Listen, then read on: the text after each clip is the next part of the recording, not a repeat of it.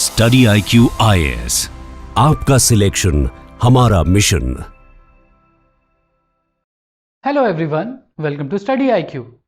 आज हम लोग बात करेंगे इंडिया के क्रिटिकल मिनरल शॉर्टेज के बारे में, क्योंकि हमारे पास क्रिटिकल मिनरल के जो एक्सट्रैक्शन रिसोर्सेज हैं वो है नहीं, ज़्यादा माइंस वाइंस है नहीं हमारे पास।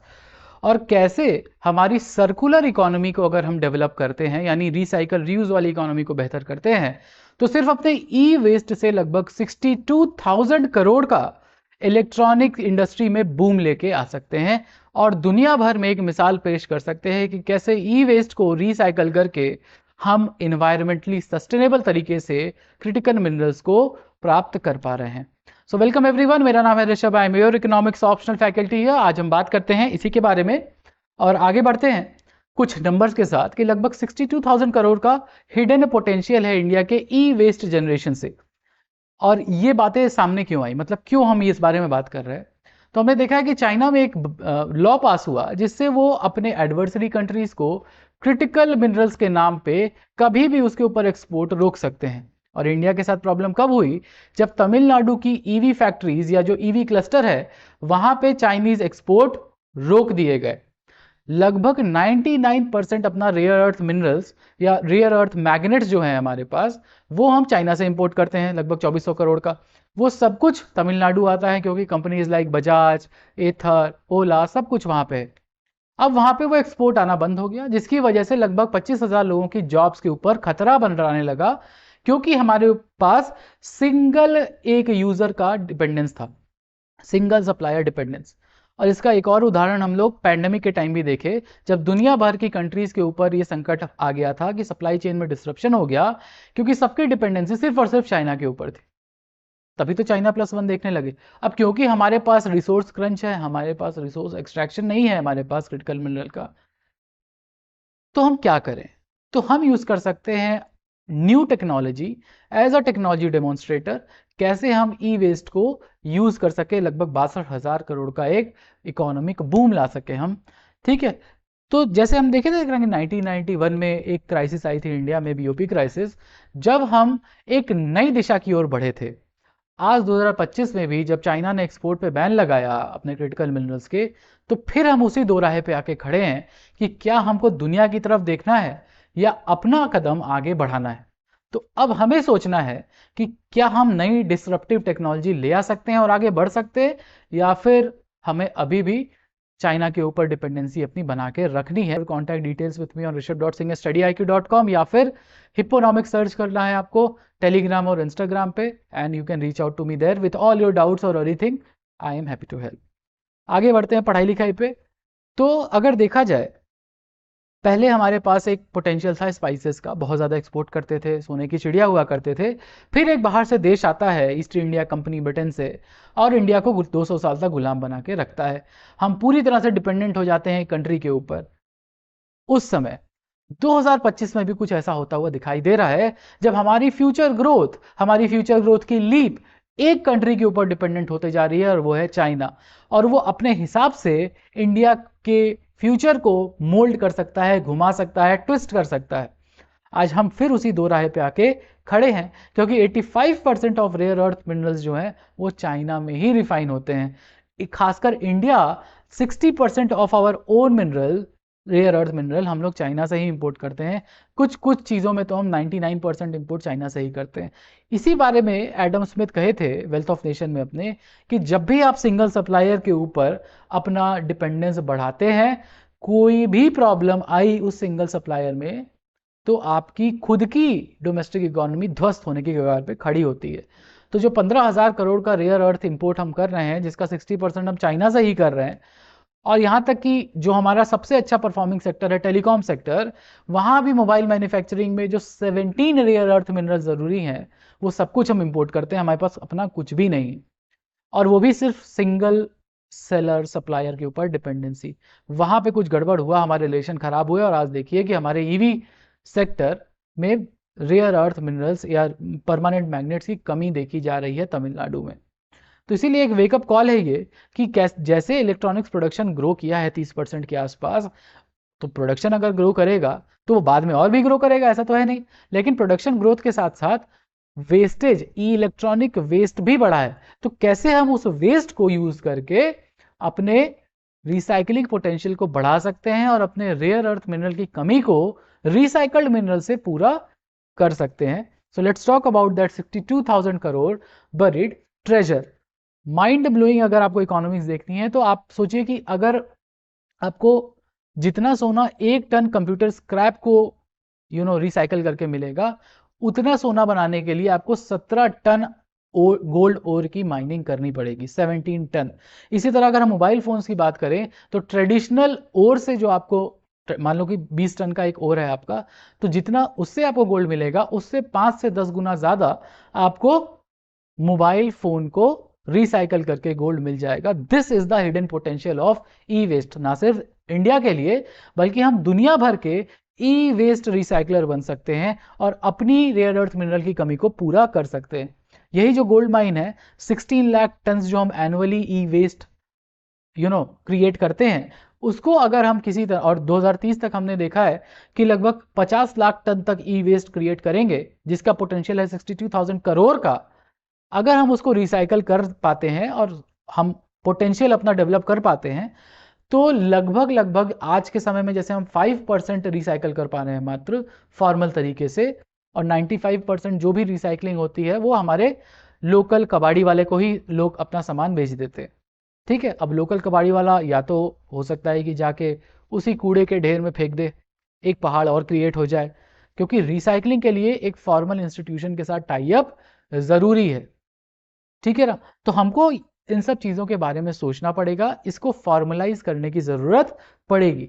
तो इसी तरह जब हम सर्कुलर इकोनॉमी की बात करते हैं, ट्रेडिशनल इकोनॉमी क्या होती है कि मिनरल को हमने एक्सट्रैक्ट किया, यूज़ किया, फेंक दिया। बट सर्कुलर इकोनॉमी यहाँ से शुरू होती है, यूज़ किया, फिर उसको रिसाइकल किया, रिसाइकल करके रीयूज़ किया, फिर उसको रिसाइकल किया, जब उसको वेस्ट हो गया तो फिर रिसाइकल किया, फिर यूज़ किया।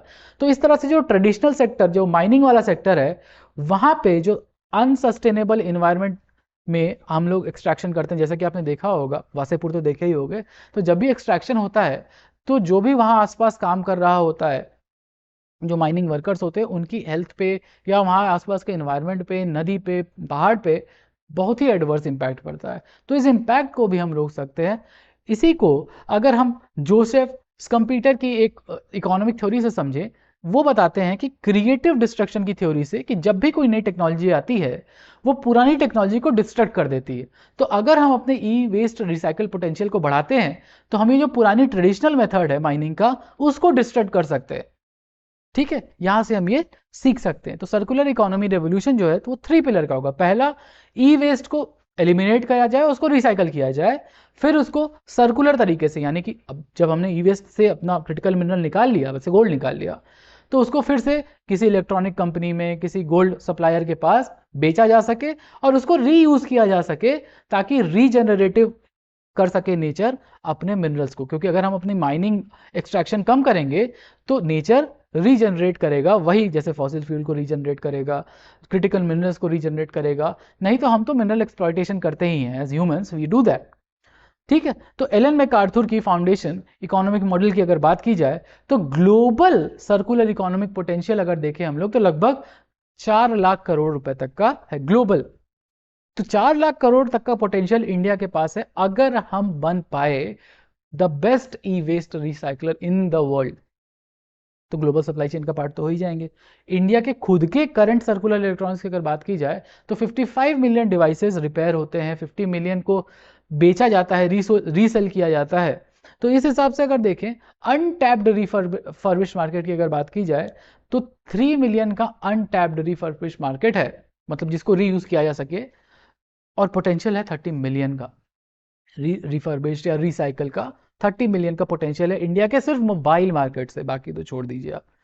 तो इस वैल्यू चेन एनालिसिस की अगर हम बात करते हैं तो ट्रेडिशनल इलेक्ट्रॉनिक वैल्यू चेन जो थी वो क्या करती थी, माइनिंग से शुरू होती थी और वेस्ट पे आके खत्म हो जाती थी। बट न्यू मॉडर्न वाले में हमको क्या करना है, वो जो वेस्ट है उसके कलेक्शन से शुरू करना है, उसको रिसाइकल करके रीयूज तक ले जाना है।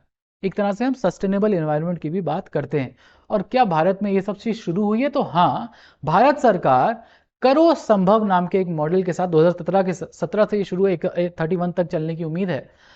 बड़ी बड़ी कंपनीज के साथ जैसे एप्पल, डेल, एचपी और जो मोबाइल कंपनीज है जैसे सैमसंग, उनके साथ ग्लोबली पार्टनरशिप किया है ताकि 6000 टन तक के जो आपके ई वेस्ट हैं उसको सिर्फ 2 साल में इंडिया ने रिसाइकल किया है फॉर्मल तरीके से।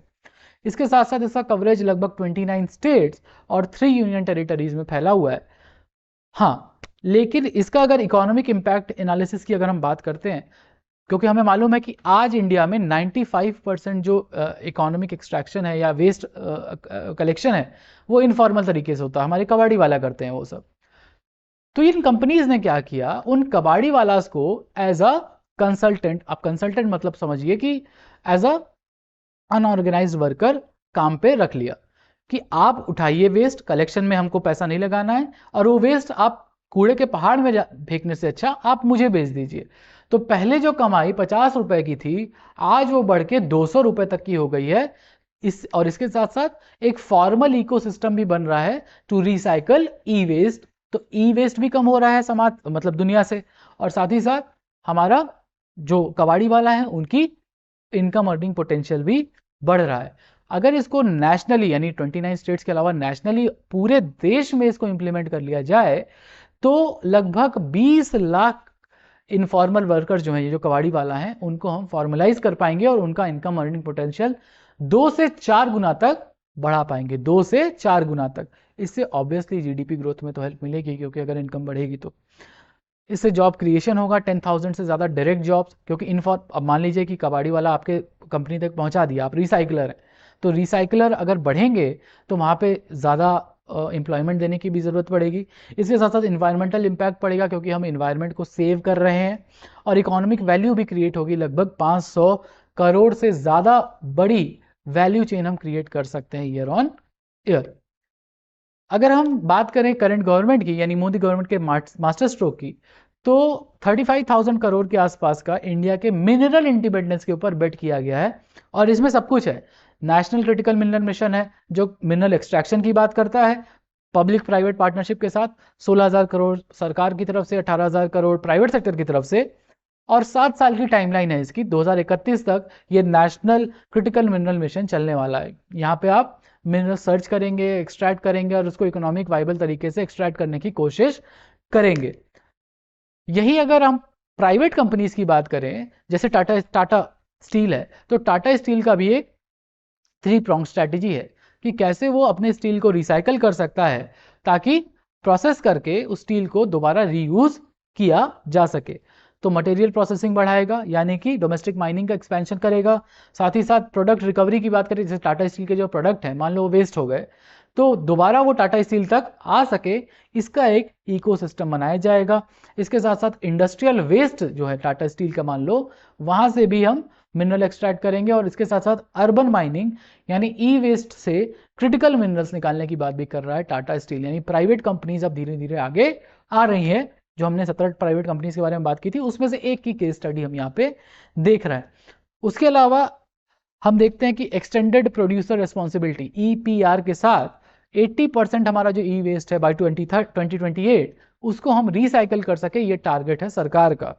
अब इसमें हमें और आपको भी सरकार का मदद करने की ज़रूरत है, क्योंकि भाई हमारे पास मोबाइल है, हमारे पास लैपटॉप है, हमारे पास टीवी है, हम उसको अगर प्रॉपर तरीके से ई वेस्ट करने में हेल्प करें, ठीक है, तो हम 2 चीज़ कर पाएंगे। पहला, इंडिया का क्रिटिकल मिनरल रिसोर्स का जो क्रंच है वो पूरा भर पाएंगे, और दूसरा, इन्वायरमेंट सस्टेनेबिलिटी की तरफ भी जा पाएंगे, ठीक है, और इससे इकोनॉमिक लाइफ जो है किसी भी प्रोडक्ट की वो बढ़ पाएगी। Okay, so how can we become a circular super power? तो दोनों लोग का काम है, सरकार का भी और आपका भी। ई वेस्ट से इलेक्ट्रॉनिक एक्सपोर्ट हब तक हम बन सकते हैं कि जो 5 लाख करोड़ का विजन जिसकी बात हम लोग कर रहे हैं बाय 2030। सबसे पहली बात कि इंपोर्ट रिडक्शन होगा, 30 से 40% हम जो इंपोर्ट कर रहे हैं क्रिटिकल मिनरल, वो भी सिंगल सोर्स चाइना से, वो हम कम कर पाएंगे, और हम वर्टिकली इंटीग्रेट कर पाएंगे अपने सिस्टम्स को। उसके अलावा जॉब क्रिएशन होगी, लगभग डायरेक्ट इनडायरेक्ट जॉब्स मिला दी जाए तो 20 से 30 लाख जॉब्स क्रिएट होंगी, including direct jobs as well as, जैसे कबाड़ी वाला को भी आपको जॉब मिल गई, फॉर्मल जॉब एक तरह से, उनकी जॉब्स। एक्सपोर्ट पोटेंशियल 50,000 करोड़ का, और हमारा मैन्युफैक्चरिंग गोल तो है ही अपना इलेक्ट्रॉनिक्स का 5 लाख करोड़ के आसपास का, जिसको हम एक्सपोर्ट कर सकते हैं। और जितना ज़्यादा हम रिसाइकलिंग का यूज़ करेंगे उतना कॉस्ट ऑफ प्रोडक्शन धीरे धीरे कम होता जाएगा। तो ये तो बात हुई हमारी सरकार की। हमें और आपको क्या करना है? हमें और आपको ये करना है कि ई वेस्ट का जो सेग्रीगेशन है वो घर से शुरू होना चाहिए। जैसे आपने एक छोटी सी सेल भी होती है ना, जो आप अपने कूड़े में फेंक देते होंगे, कभी सोचते नहीं होंगे इस बारे में, बट उसमें भी केमिकल होता है और वो लीच करता है, इन्वायरमेंट के लिए भी अच्छा नहीं है। उसमें भी लिथियम यूज़ होता है, ठीक है, आपके मोबाइल की बैटरीज में लिथियम यूज़ होता है। तो उसको अगर आप बचा लें और सही तरीके से ई वेस्ट को रिसाइकल करें, तो भारत के पैसे भी बचेंगे और आप भी इन्वायरमेंटल सस्टेनेबिलिटी में एक योगदान कर सकेंगे। कम्युनिटी का भी इसमें, पर्सनल लेवल पे तो हम लोग अपने घर से शुरू किए, कम्युनिटी में मतलब ई वेस्ट एक्सट्रैक्शन पॉइंट एक होना चाहिए, मंथली या वीकली ई वेस्ट एक्सट्रैक्ट किया जाए और जिस कंपनी के साथ टाई अप है उसको भेज दिया जाए। प्रोफेशनल क्या है कि सर्कुलर इकोनॉमी को, जैसे ऑफिस है उसके पॉलिसी फ्रेमवर्क, जैसे ऑफिस में बहुत सारे एसी होते हैं, कंप्यूटर्स होते हैं जो हर महीने खराब होते रहते हैं या उसको हटाया जाता रहता है, तो प्रोफेशनली भी इसकी टाई अप किया जा सकता है रिसाइकलर्स, रिसाइकलिंग कंपनीज के साथ। और नेशनली हमको ऐसे बिजनेसेस को सपोर्ट करने की ज़रूरत है जो रिसाइकलिंग करते हैं और हेल्प करते हैं इंडिया के क्रिटिकल मिनरल रिसोर्सेज को बढ़ाने में। So thank you everyone. I hope you like the lecture. Do like this, share this, comment करो अगर कोई डाउट है तो।